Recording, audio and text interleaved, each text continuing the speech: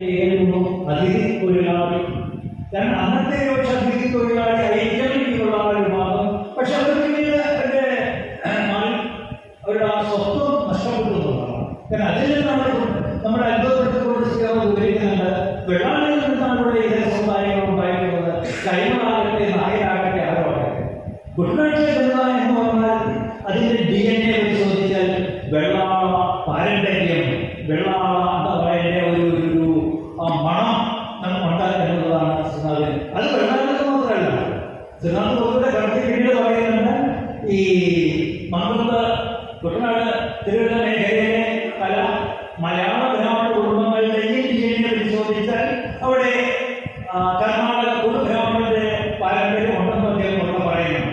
അപ്പോൾ കുട്ടനാട് സമൂഹത്തിൽ കുട്ടനാട്ടിലെ ഈ ക്ഷേത്രത്തിൻ്റെ പഴക്കം ഒരുപക്ഷെ എനിക്ക് തോന്നുന്നത് ഇത്രയും മെനക്കെട്ട മംഗളപ്പേരാകുമ്പോൾ ദേവിയാണോ ദുർഗയാണോ ആരും പരിശോധിച്ചിട്ടായിരുന്നു.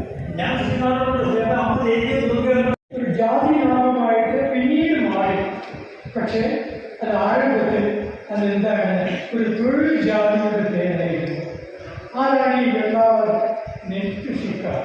കേരളത്തിലെ കേരളത്തിലെ മാത്രമല്ല തമിഴകത്തിലെ ആദ്യത്തെ നെൽകൃഷിക്കാരായ ആളുകളാണ് വെള്ളാളർ എന്ന് പറയുന്നത്.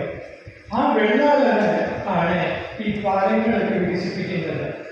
ആ പാടങ്ങൾ വന്നു, ആ പാടങ്ങളിൽ ഒരുപ്പൂ കൃഷി വരുന്നു, ചിലയിടങ്ങളിൽ ഇരുപ്പൂ കൃഷി വരുന്നു, ഇനി ചിലയിടങ്ങളിൽ 3 പൂവുകൾ വരെയുള്ള കൃഷി വരികയാണ്. തൊട്ടടുത്തുള്ള ഓണാട്ടുകര പ്രദേശത്തിൻ്റെ സവിശേഷത എന്താണെന്ന് നമുക്കറിയാം. അവിടെ നെൽകൃഷിയുടെ ഇടവേളയാകുമ്പോൾ അവിടെ എള്ള് കൂടി വിളയ്ക്കും. കാരണം ചെടിയും മണലും ഇടകലർന്ന പ്രദേശമാണ് ഓണാട്ടുകര പ്രദേശം. അതുകൊണ്ട് അവിടെ ഈ എള്ള് കൃഷിക്ക് അനുയോജ്യമായ പ്രദേശമാണ്. അങ്ങനെയുള്ള ഒരു ചരിത്രം നമ്മൾ നോക്കുമ്പോൾ ആ ചരിത്രത്തിൻ്റെ ഒരു കാലഘട്ടത്തിലാണ് ഇവിടെ മഹോദയപുരത്തെ കുലശേഖരന്മാരുടെ രൂപവത്കരണം. അവരുടെ ആസ്ഥാനമാകുന്നത് കൊടുങ്ങല്ലൂരാണ്. അപ്പോൾ വാസ്തവത്തിൽ തമിഴ്നാട്ടിലെ കരിയൂർ എന്ന് പറയുന്ന സ്ഥലത്ത് നിന്ന് വന്നവരാണ്, അല്ലെങ്കിൽ കരിയൂരുള്ള ചേരന്മാർ. അവർ കൊടുങ്ങല്ലൂരിലേക്ക് വരാൻ